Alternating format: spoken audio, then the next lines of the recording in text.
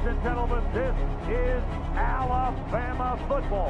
I cannot wait to watch how violent you're going to play today. I cannot wait to see the energy and juice on our sideline with 11 bodies. The main approach that I came into this year with is just pure attack. It's time to attack. There's just good energy, the excitement of it. The environment at Bryant-Denny Stadium is the best in college football right now.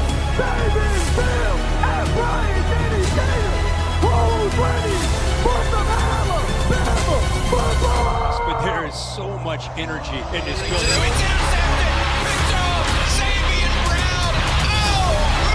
Tradition, history, and pageantry, it's insane. This place is rocking right now at Bryant-Denny.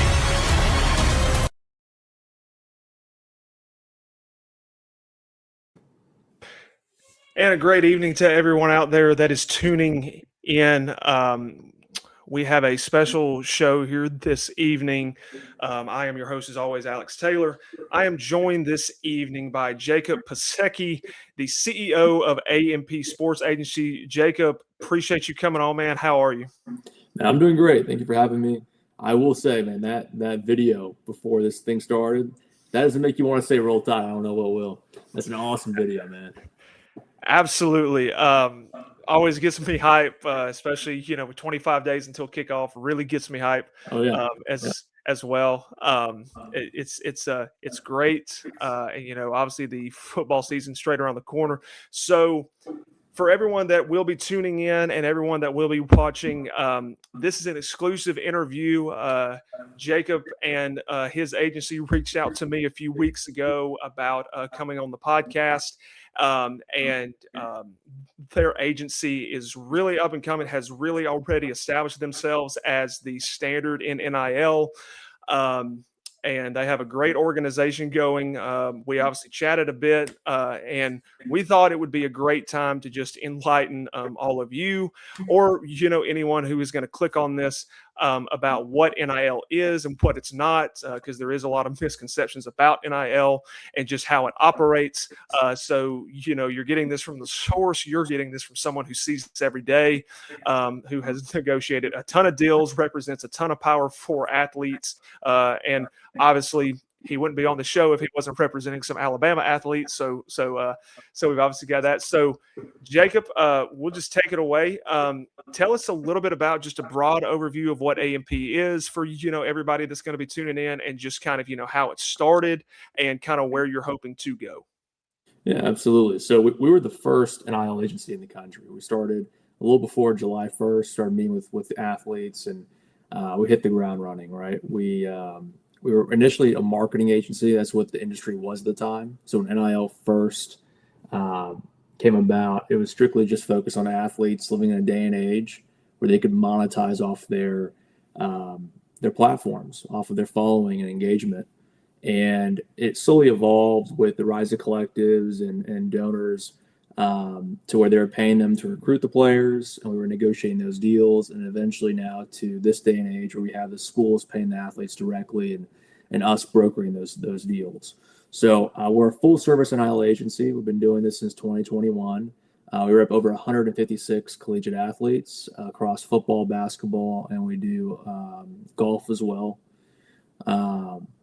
We've negotiated with everybody under the sun. G5, P4, we've done basketball and football. We have a great relationship with a lot of different front office members at Alabama and other schools as well. I think that's the big thing for us, is that this market, it's a very small market. The sports world is not as big as the tech world and some other industries, and everybody knows everybody to some extent, and relationships go a long way. So we spent the last 5 years building that out, building out the infrastructure we need to support the amount of athletes we have, and also just really perfecting our system so that we have a very streamlined process. So we've been doing this for a long time. I mean, since the beginning of the industry, and we repped a lot of players, a lot of notable alumni from the University of Alabama. We had Jahad Campbell at one point. We had Sean Murphy, who was there for about a season and left. And we got guys on the team right now: Daniel Hill, Marshall Pritchett, Isaiah Faga, Ethan Fields. We got a lot of guys at Alabama, and we're ecstatic for this season. We're excited. I think it's going to be a good one.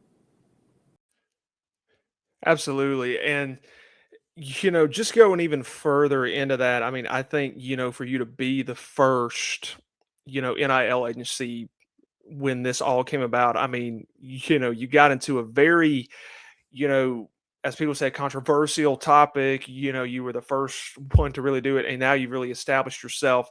Um, Obviously, over these 6 years since NIL, and going into year six, and honestly, I just think that's great.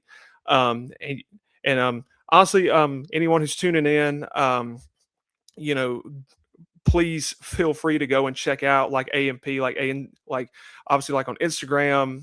Check out their website as well. It's incredible. Their story. You can learn even more, just about them and about the process there as well. And it's just absolutely incredible. So, Jay, we're going to get into just the like all the questions that were sent in over the past week or so, and we got a lot. To everyone who is also tuning in, I told Jacob pre-show that we got about 70 questions. I got a lot of those who were duplicate questions, and we kind of narrowed it down to 10, just so we could get a good feel of a good overview of these questions. So, Jacob, really the first question that I think I'm going to ask here is, what is the biggest misconception about, overall, like all of NIL? What do you think that could be, or what do you think that the majority of people will say that is?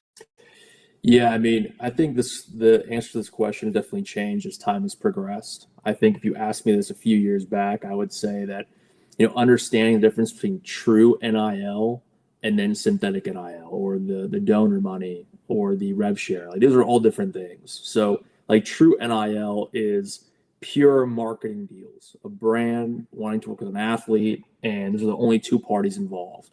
And then you have, collectives who were essentially paying the athletes through marketing deals to recruit them and to have them as part of the program. And then that further evolved to, the rev share that we see now, where the schools are paying the athletes directly. And now there's a mix of MMR, which is multimedia right partnerships, where, school sponsors like Coca-Cola, Nike, those brands will then allocate funds from their deals with the university to pay athletes through marketing deals. So it's kind of hard to understand, but essentially, you have true NIL, you have donor initiatives, and you have rev share. And then on top of rev share, you have some brands that are affiliated with the school that will have a budget for the athletes. So that's what probably I would say is the biggest misconception.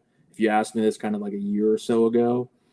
Right now, I think, in the eyes of the public, the big thing that everyone's talking about is the transfer portal. I think, NIL is directly correlated with transfer portal talk. Even right now, we're seeing it, with the 5-for-5 rule and the court case in Colorado. The athletes are trying to transfer now right before, the fall semester. And I think, agents usually get a bad rap that, our job is to transfer athletes, or that's what we're trying to do. We're trying to, rip players away from programs, just looking at dollar amounts. And I think there are some bad players out there who are doing that. But at the same time, I think there's some good agents who are actually going out and helping these guys create a career path where they can actually get opportunities to play and get to the NFL. There's a lot of talent on a lot of teams, and not all those guys get an opportunity to play at a school like Alabama or Ohio State or Michigan. It's so competitive that you might have to wait, a number of years to really get the opportunity to start. But if you were to go to another program, maybe in the ACC, G5, Big 12, you could be an instant starter. So I think, from our point of view with our agency, we're always looking at the athlete's long-term trajectory, trying to make sure they're in the best place for their future.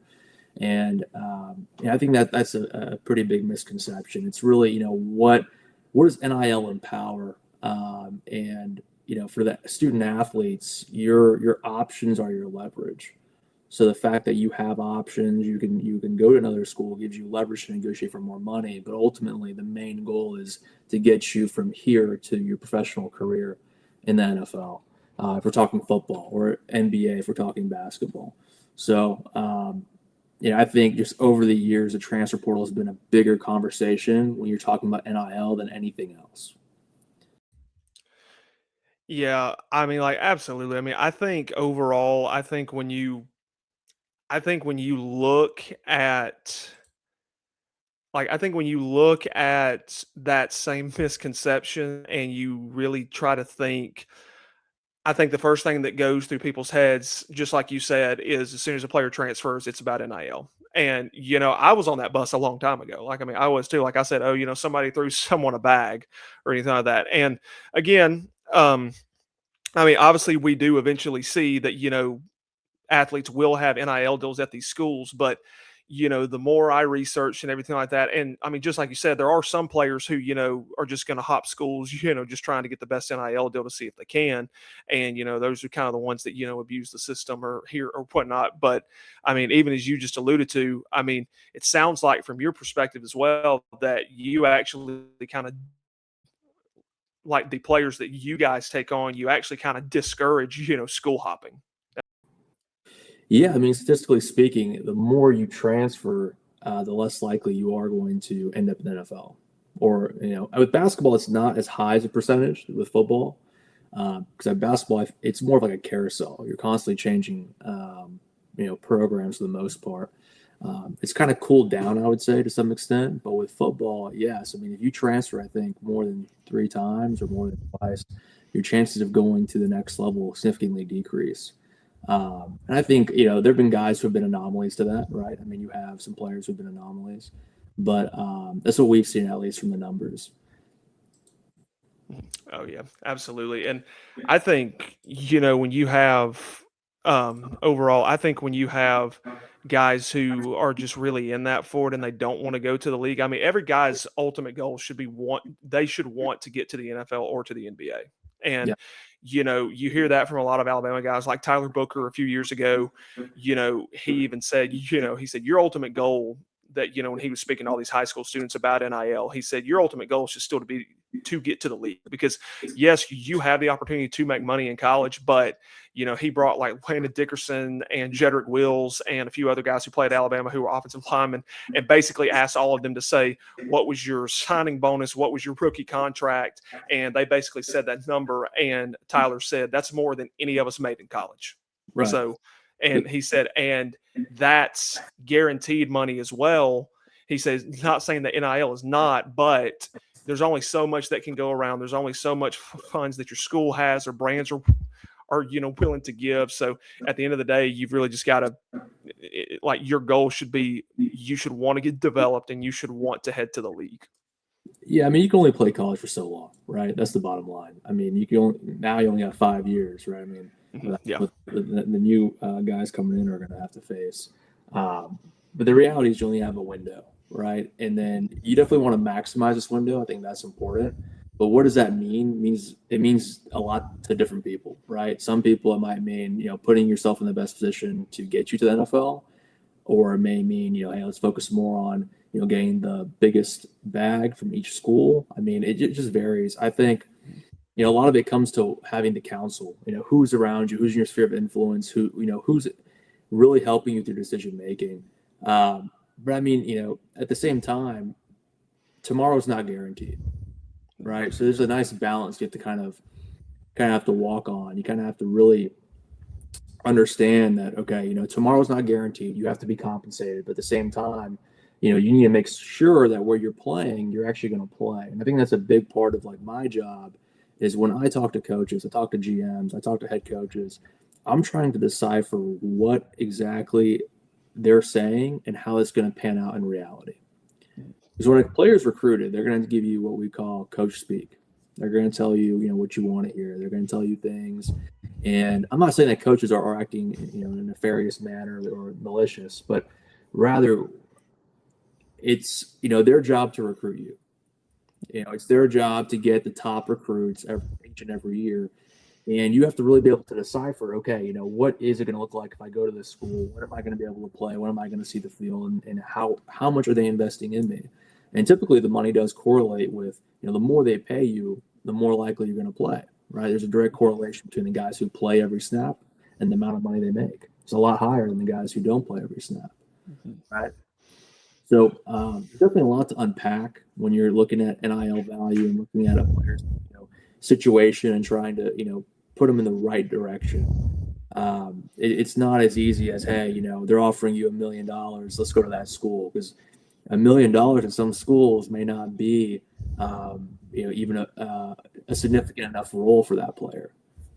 So it's definitely, I think the biggest thing that hurts NIL, and maybe not a misconception, but something that hurts NIL, especially the athletes, I'd say probably the athletes more than NIL, is the lack of information, lack of transparency. Parents don't know how much their kids should be making. They don't know, what their kid's worth in the eyes of these GMs and the value they bring. And I think that, with all this talk of legislation and reform and things changing, there's not enough emphasis on that type of transparency. I think that's definitely a key point that needs to be talked about more. Yeah, absolutely. I mean, I think at the end of the day, I think you have athletes that, you got 18-year-olds that are coming in to college for the first time, and you got 18-year-olds that, have never made this much in their life, and, they don't know how to handle it. So obviously that's where you guys come in. And kind of leading into our second question here, how much does the social media presence matter in the valuation of NIL for a specific athlete? It's a good question. So this goes back to what I first brought up, the misconception. You have true NIL, then you have everything else. Everything else is the donor money, the rev share, the MMR. For that stuff, and your following count does not matter. It doesn't matter, what your following count is. I mean, as long as you have some type of account made where they can justify the deals, it doesn't really matter, to be honest. For the true NIL, for the true brand partnerships, there's two theories you could go with. You go with engagement, where the brands are looking at who's engaging with your content, right? Is it Alabama alumni and students? Is it 18 to 27-year-olds, or is it an older demographic? Who is engaging with your content? And they'll pay you for that engagement. Or the alternative to that, the other theory, is that brands are focused more on following count. How many followers do you have? They'll pay you for a certain amount of a ratio relative to the amount of followers you have. And that's very common. So for true NIL, it does matter, but the dollars you're going to make as a student athlete are, these are incomparable numbers. You can't compare the true NIL to the rest of it. It's not going to equate in any way, really. As long, if we're talking football and basketball, it's not gonna even out. There's no way. You're not gonna get.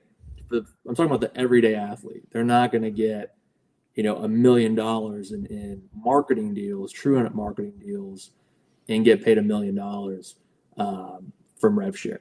It's just, you don't really see that every day. Now you can make significant dollars. You can make tens of thousands of dollars, hundreds of thousands of dollars with true NIL. But, you're still going to be making considerable amounts of money, a lot higher on the rev share, MMR, and collective stuff. So there's a huge discrepancy in the numbers. But as far as social media, just remember, NIL, true brand deals, it does matter, your audience, your social media. But for the rest of it, if you're in a exit meeting, or if you're in a recruiting meeting and they're telling you that they can't pay you because your following isn't high enough, I mean, you can go buy followers at that point. That's right. I'm just being candid. It just, I have never been in a negotiation and had that brought up ever, when it comes to rev share or collectives, or even before GMs existed. When I talked to head coaches negotiating with them, I never had that issue or had that conversation about following count or engagement or anything like that. Yeah, absolutely. I mean, I think that's probably one of the things. I mean, I think that's not, kind of like you said, not really like a misconception, but it's definitely something that people think like, oh, they have to be, a Ryan Williams or, a Jeremiah Smith in order to get all these. And then obviously, I mean, you're seeing that just isn't true. I mean, obviously just, following you guys, I mean, Marshall Pritchett and Daniel Hill, I mean, they're doing just fine.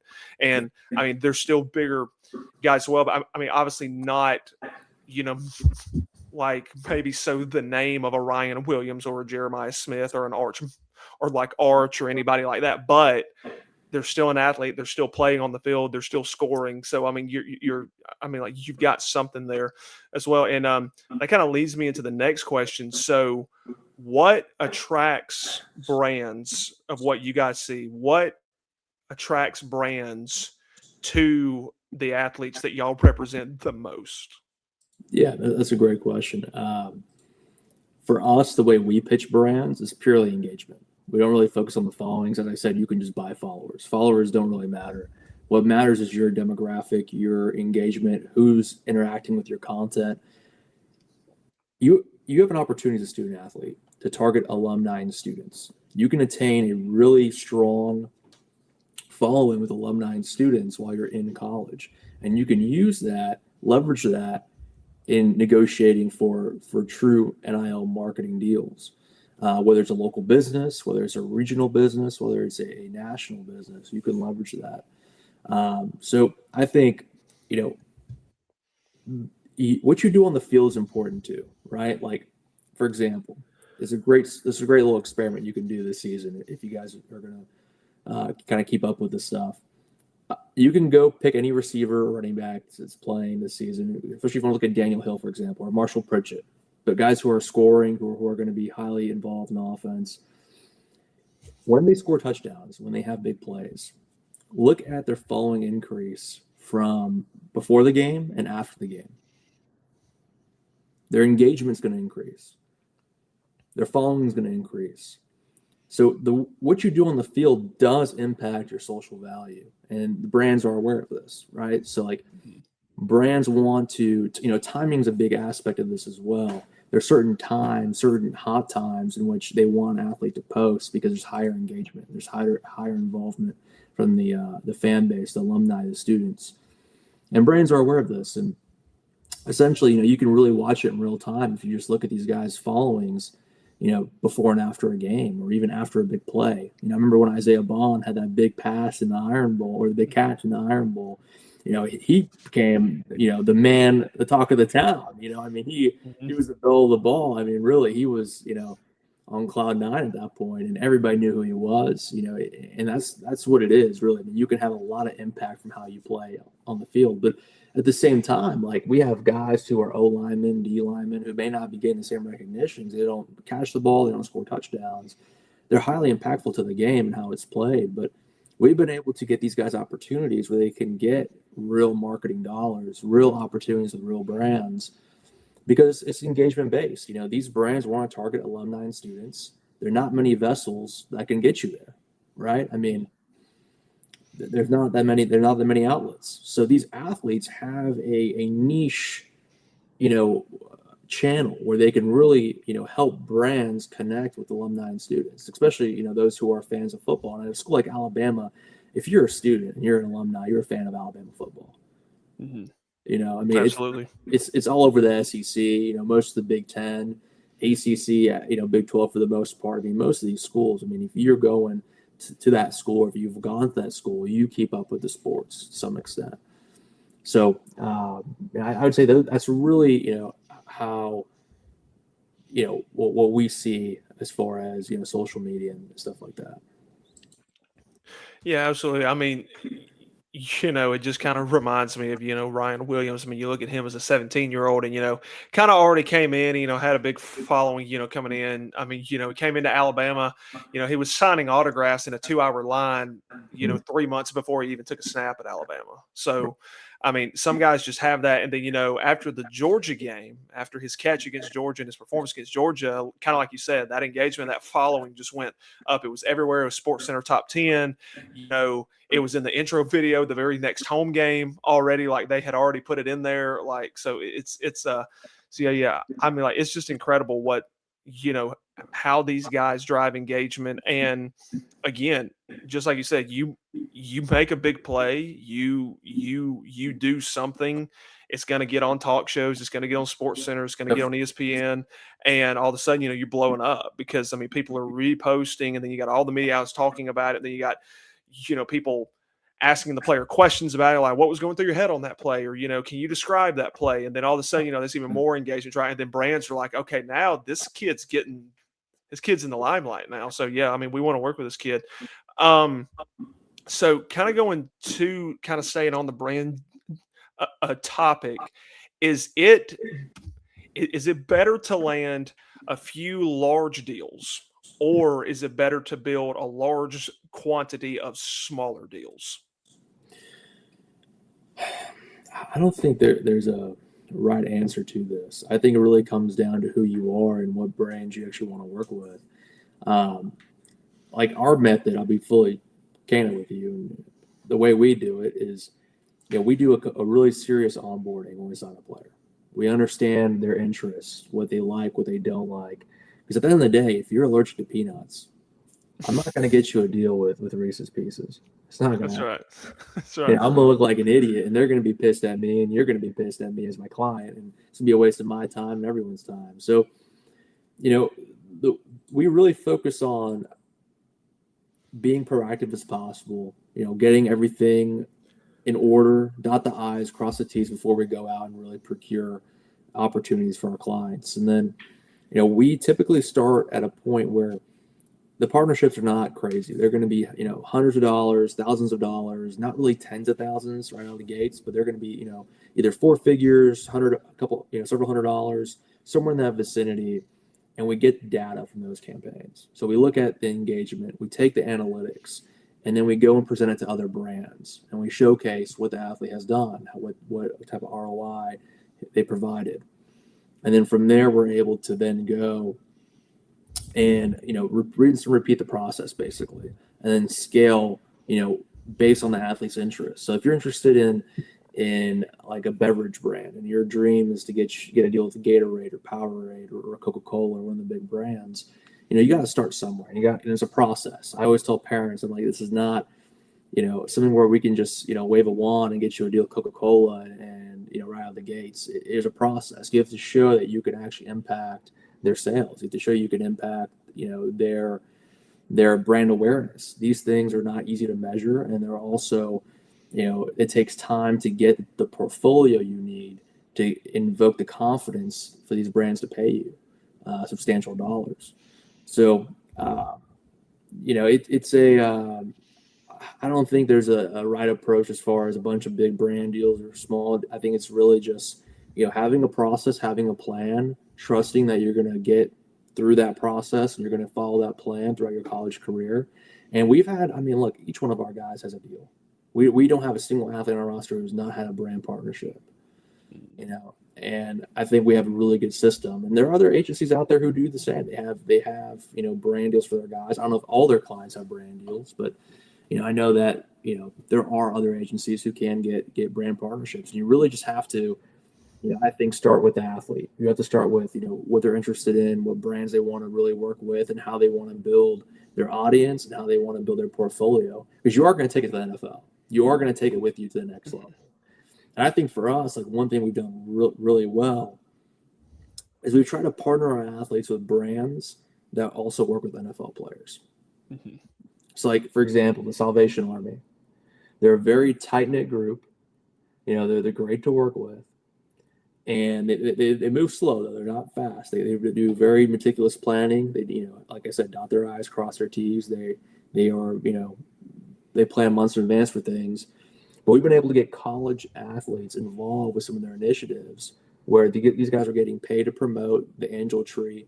The Angel Tree is a type of giving back where they would buy presents. So kids would write down what they would want.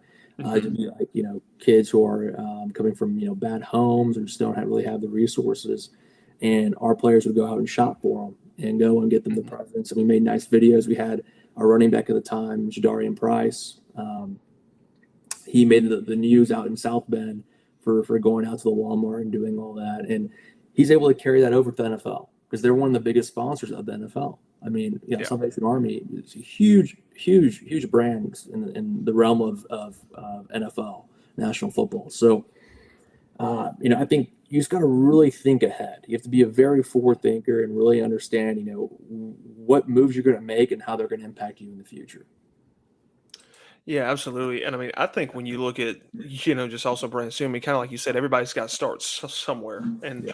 I mean, that's the case for really anything. I mean, you look at the page I started here. I mean, you look at your agency that you started. I mean, everybody starts somewhere. Like, you can't just wave the wand and be where you are today. I didn't just wave the wand and get where I am. And Right. but honestly, we wish that we could. It would have been nice. But also, I think I always think there's really, for me, there's a lot of pride taken in the grind and a lot of pride taken in the growth. And players are the same way. I mean, you look at how players are developed, through their career. I mean, guys come in. I mean, you look at Mac Jones a few years ago. I mean, Mac Jones came into a QB room of Jalen Hurts and Tua Tagovailoa.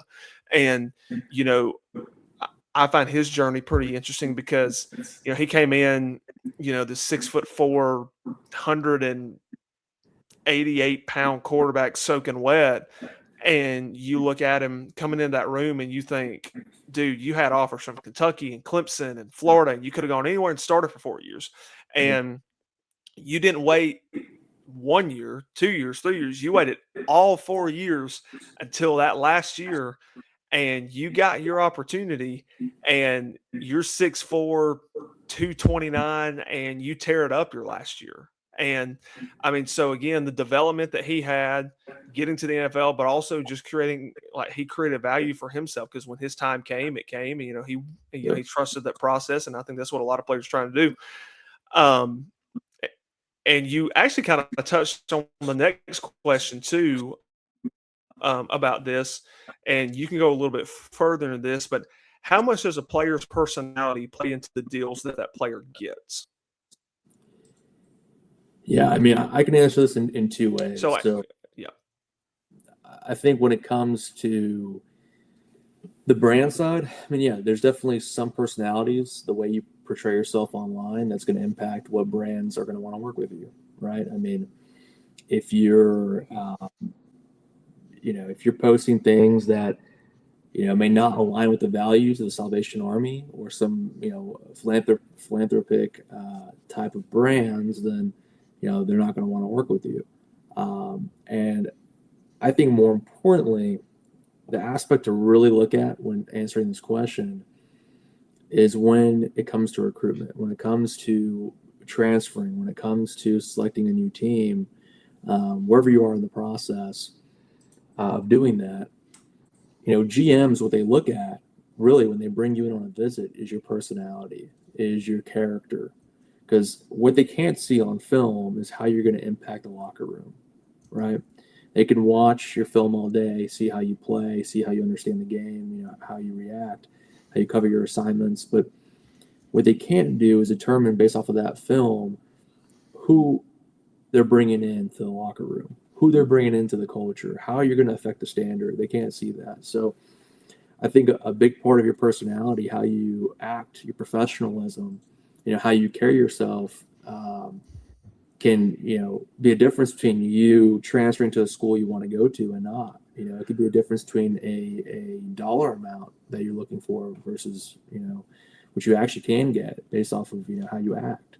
I think that's a big thing. We always tell guys, like, for, when a player is going to transfer, leave their current school, we always tell them, if you're going to do that, end things on the best note possible.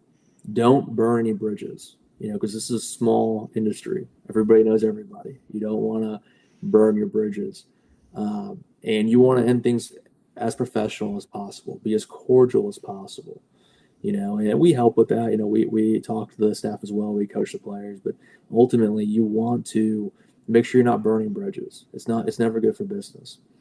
So I think personality is a huge impact. More so, I would say, on what we really see the affecting your dollars is on the portal side. As far as on the brand side, you can always alter your online persona. You can change your content. You can put different things out. You can change how you're perceived online. But really, when you're sitting in front of a college coach or a GM, you can't really, fake your personality to that extent. So it's one of those things where it could be a difference maker. We're talking, hundreds of thousands of dollars, and whether or not they see you as a guy who could be an impact player or not. Yeah, absolutely. I mean, at the end of the day, I feel like that's what Alabama's been really great at, not just Saban, but I think this current staff too. I think Kalen DeBoer, I think Courtney Morgan, obviously guys who you've worked with. I think they're good at that because I think, I've got a chance to talk to a couple of the commits for the 2027 class. Obviously had the chance to talk to some from the 2026 class who are currently there. And they really kind of all gave me the same answer about why they came to Alabama. And they all said culture, and they all said, the character that you have to play at Alabama. And, at the end of the day, you've often heard Alabama isn't for everyone. And, that's what former athletes have said. That's what former players have said. That's what teams from other schools that have played at Alabama that have transferred out of that saying, yeah, Alabama's not for everybody. And so I think, that's a huge thing because, again, you can see that talent and the skill they have on the field, but you can't tell, are they a good teammate? Are they a good person? Like, are they an upstanding citizen of are they going to engage with the community? Are they going to engage with the students and all the alumni? Are they going to be a good fit for that? That you can only tell if, again, you're a coach and you kind of have that player persona and you kind of know if players are saying this just to kind of hopefully grab an offer, or if they're really genuine in saying that. Like, I like to think of guys like Bryce Young, Jalen Hurts, Tua. Those guys had really high character. Jalen Milroe had great character. Ty Simpson had, and I know I just said all quarterbacks there. That's just the ones that came to mind. But even current guys like Daniel Hill, I've talked to him a couple times. Great guy. Just overall great guy. Marshall Pritchett, I've talked to him as well. Yeah, great Marshall's stud, man. Great guy. Great family.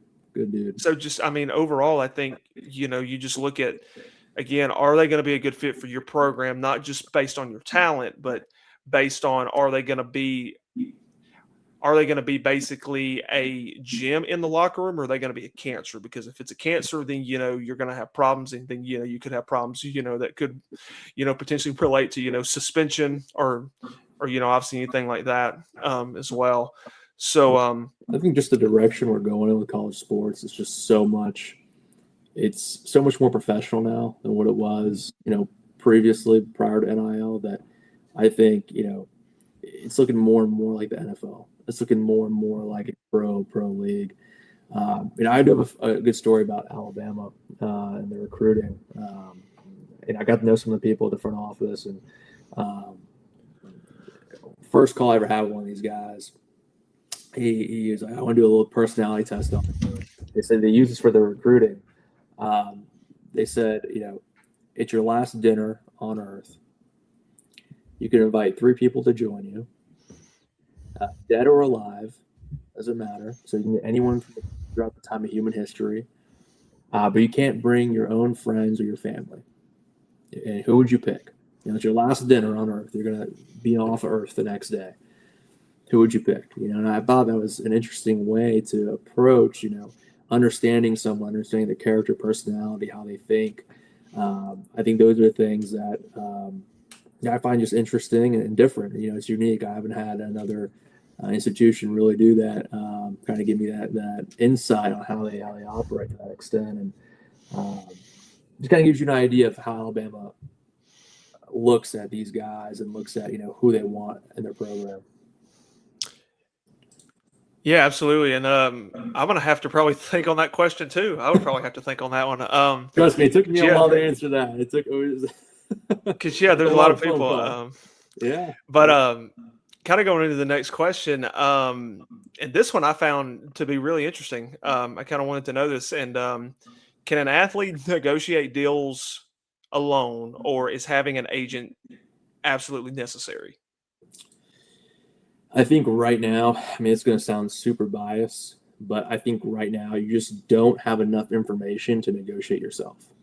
Mm-hmm. So what I mean by that is you cannot look up a reliable source that will tell you how much a starting defensive tackle makes in the SEC or in the Big Ten or in the ACC. On3 has valuations. There's NILvaluations.com. There's all these sources, but these are not legit. They're not 100% verified. Like in the NFL, you can look up what guys are making. You can have actual accessible data that is real data that validates, hey, you know, this guy made that much. I can use it as a baseline for myself because I'm a comparable player.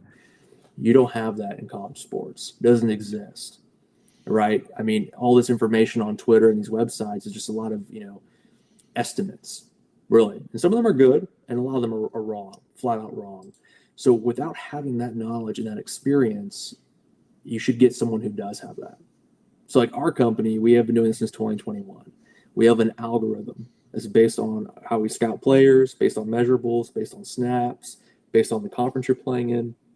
It helps us determine your value using our historic offers and our historic contracts that we've done for players. So we've accumulated all this data, doing, you know, hundreds of players every single year, that we come up with a very accurate range in which you should be being compensated. And it can vary from going from SEC to ACC, the different schools. It can get very, very intricate very quickly. But that's essentially one of the tools an agent should have, right? And then obviously the relationship, right? I mean, when you're an athlete and you go into the meeting with your coach and it's your exit meeting at the end of the season and they're, you know, trying to talk to you about NIL, it changes the dynamic. Okay. So when you're talking to your coach and they're supposed to be, you know, advising you, kind of, you know, coaching you throughout your time in college, and you're bringing up money, they can make you feel in some instances like it's a bad thing to talk about money, or it's a negative thing to ask for more money. You're taking away from the team, things of this nature. And it's not really the case, because I mean, for a lot of these schools, you know, Alabama's not Texas, right? They're not going to spend $50 million on a roster, but a lot of these schools, you know, they have a significant enough budget where they can compensate your fair market value or higher.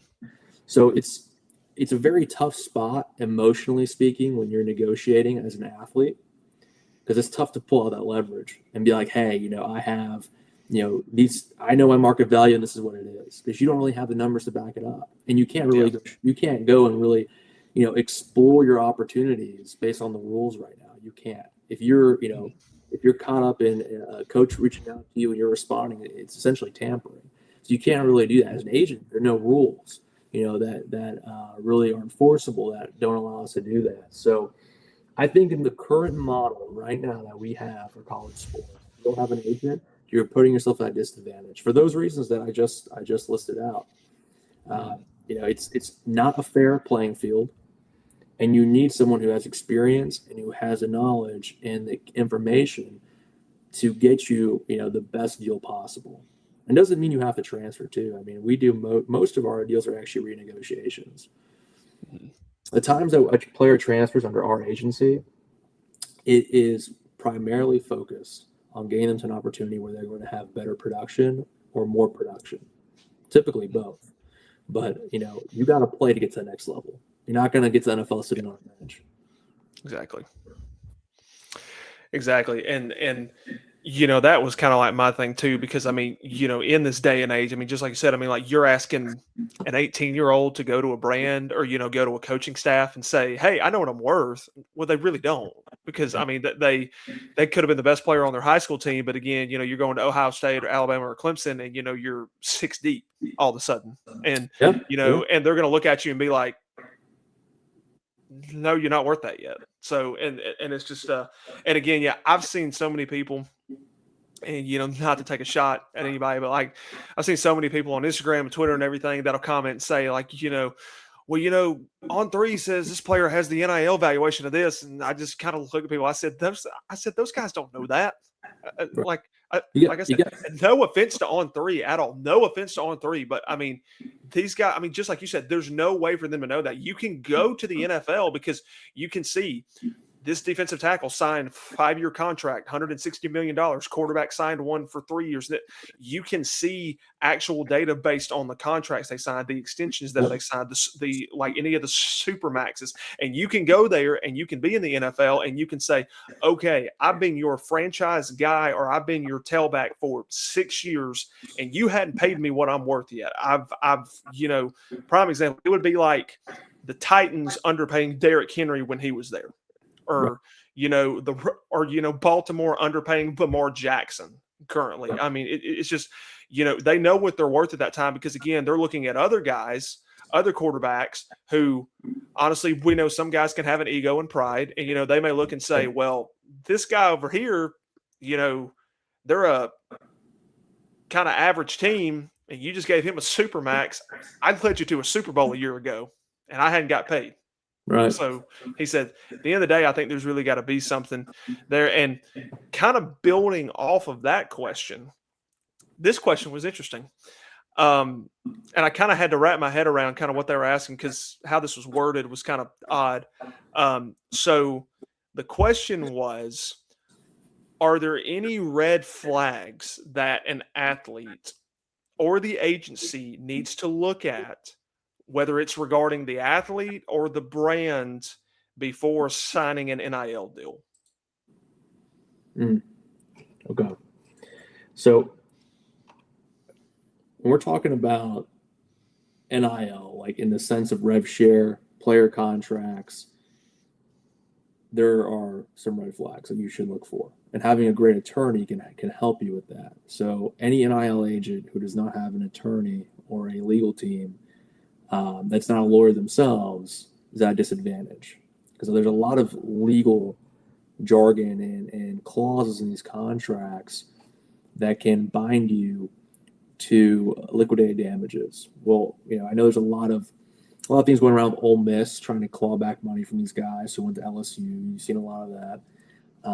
And can they stick? Can they not stick? That's why you need to have an attorney who can really, look at the language. I will say the language in regards to liquidated damages have gotten more sophisticated. And essentially what I'm talking about here for guys who and girls who don't know what liquidated damages are, it's if you were to breach the contract, the school can say, hey, since you're breaching the contract early, you're going into the portal and transferring, that's a breach of the contract, we're going to need 50% of the money back, or 50% of the remaining dollars that haven't been paid out yet. They can word it in different ways. And if you look at the contracts, I think one day someone's going to do an amazing study on this and this whole industry and the birth of it and how it expanded. And if you look at the contracts from the collective era versus the rev share era, I mean, the language for liquidated damages, the paragraph size has like doubled and tripled. The language they use has given them an advantage if it does go to a court arbitration, that they have specific wording that can help them really stick that clause.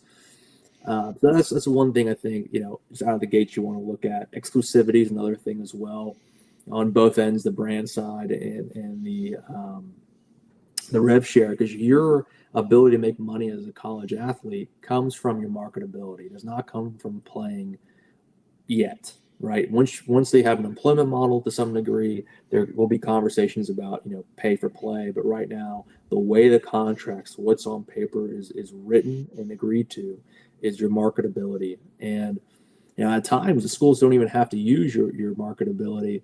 They can just take the rights and pay you for those rights. So we've seen that with like international guys, for example. There's a lot. I mean, I would say international contracts are significantly more complex because of visas and all that. And our legal team does a phenomenal job. Really, I mean, they've been doing this since 2021.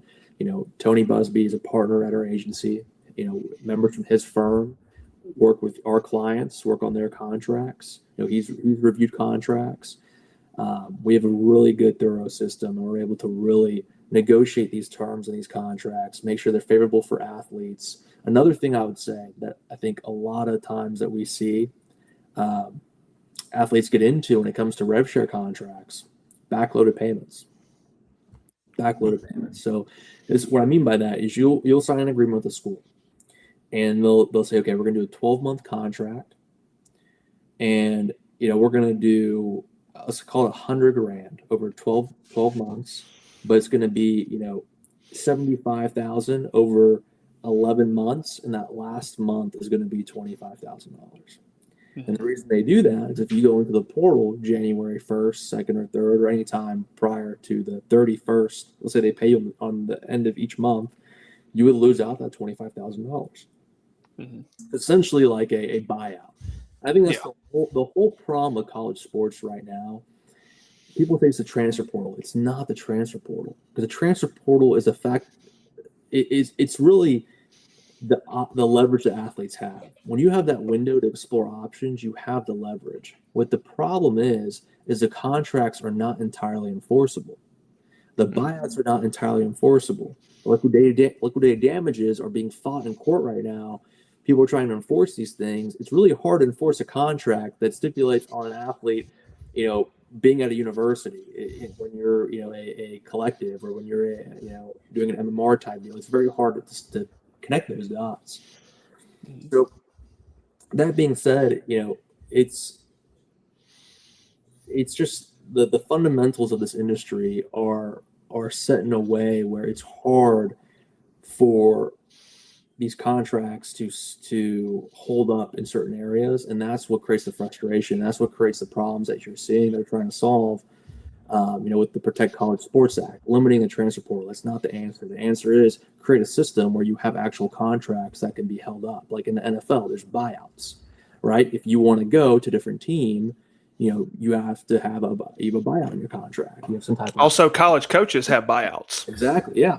So why are those enforceable but athletes aren't? Well, because they're employees, right?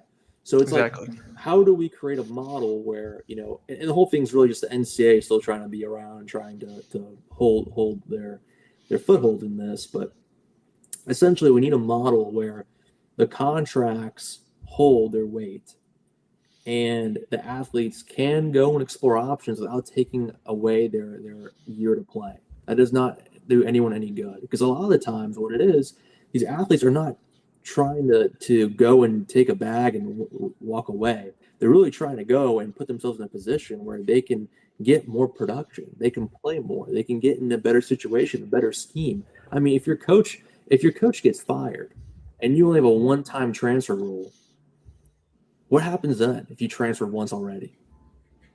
Yeah. I mean, it's if you look at it. So yeah, I mean, and I think things can be helped. I really think things can be helped out and I think where it gets a bad rap, because again, I'm like 50-50 on the portal and everything like that, because sometimes I can see it's good, sometimes I can see it's bad.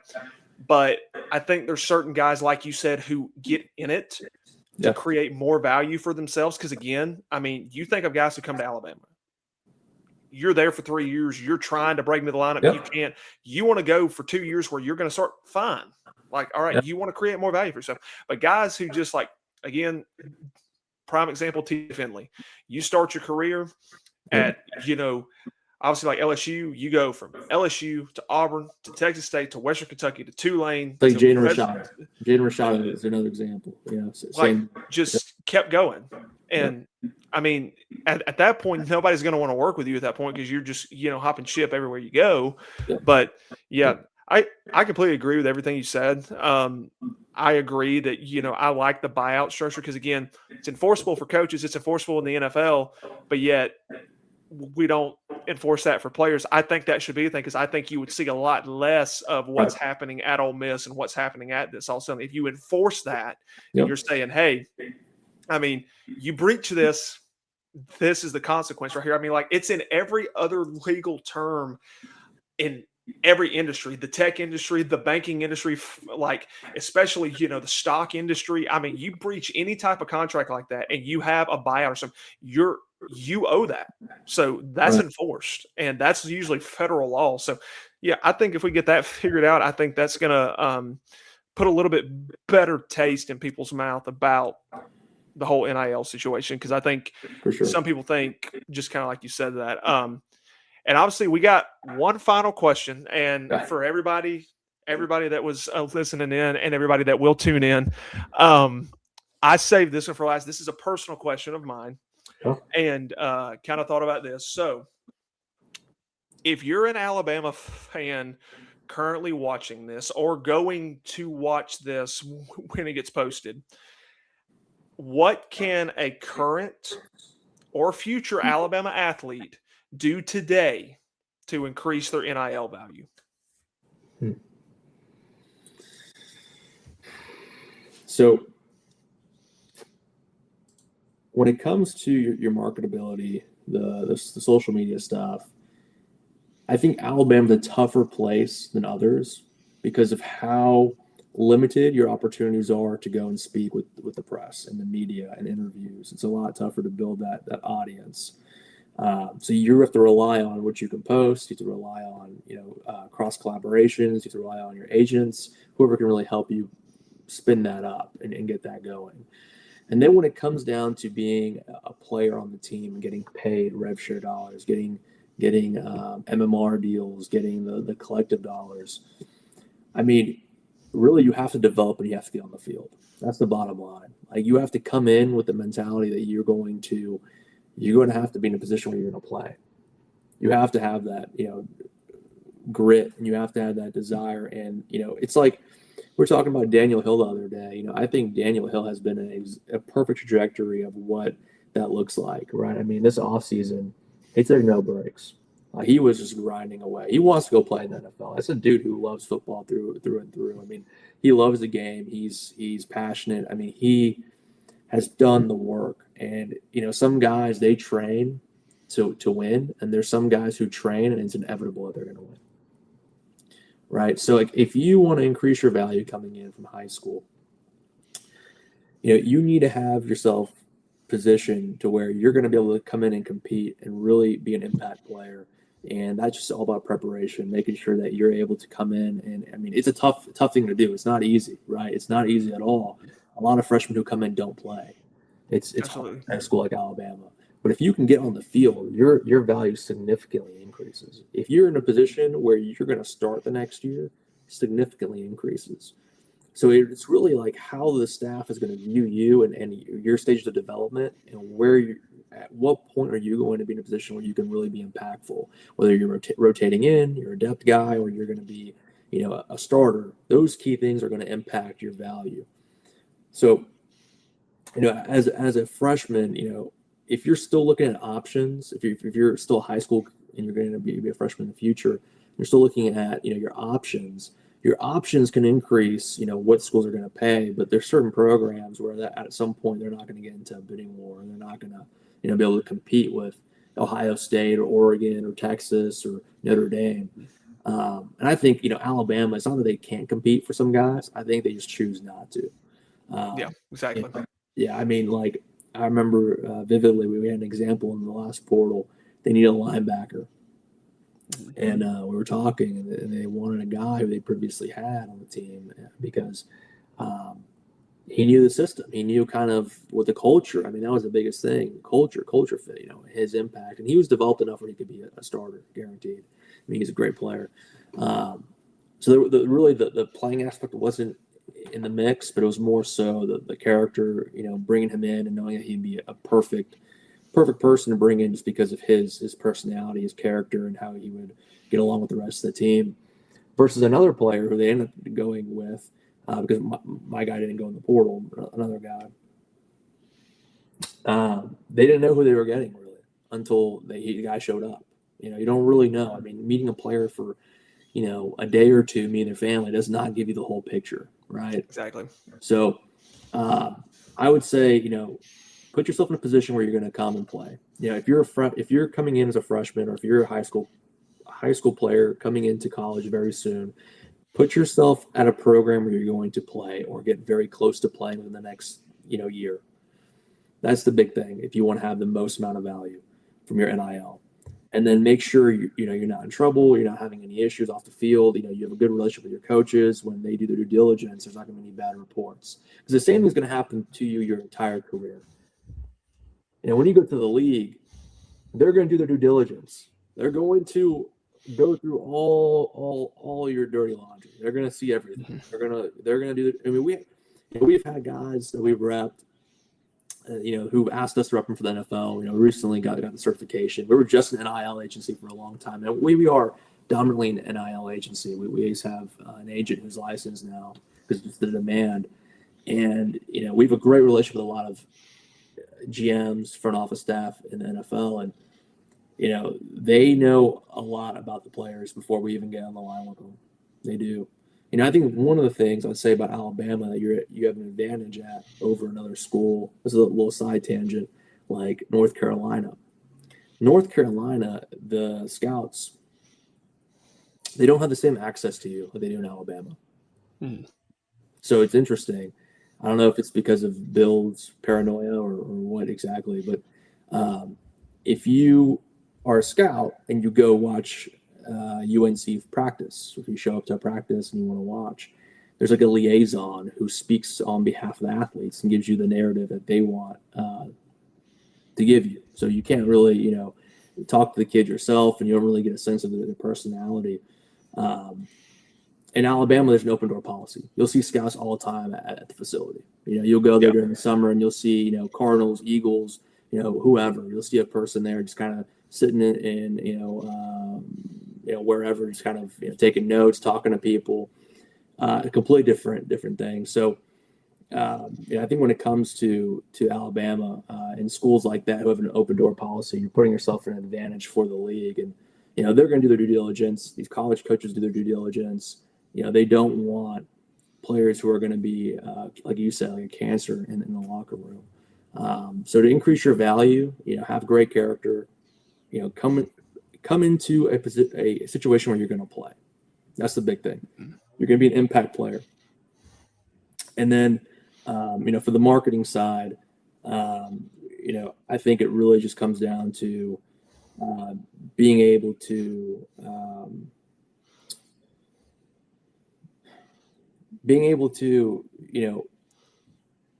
build that audience. You don't necessarily need to have the outreach, the interviews. It's great to have that. Like at LSU, we do a lot of stuff with Matt Moscona. We've had guys on his show, and that's phenomenal. But you don't necessarily need it. You just need a team or someone who can help you build that out. Because as a college athlete, let's face it, you're in a tougher situation than a pro athlete.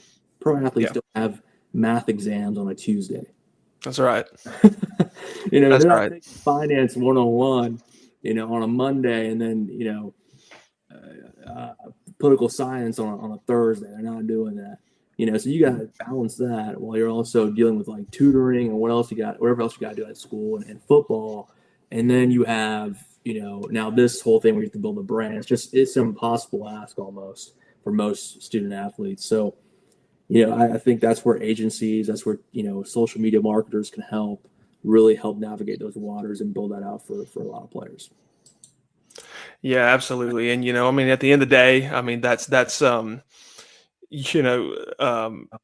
you obviously get with a good agency and you get with a good agent, so to speak, and who has your best interest at heart as well. And, they want to see you succeed as well. And it seems like that's what your agency has done. And it's been, it seems like it's going very well. Obviously you rep, a ton of people. And I remember, just a little side note as well. Obviously, Jacob told me that they have a 93% retention rate among their athletes, and they usually keep them their whole career. So that speaks volumes not only to the athletes that they choose, but it speaks volumes to your agency, and like how you've run and how you've built your agency as well. But Jacob, as we wrap up the show, tell everybody who will be tuning in, tell everybody where they can.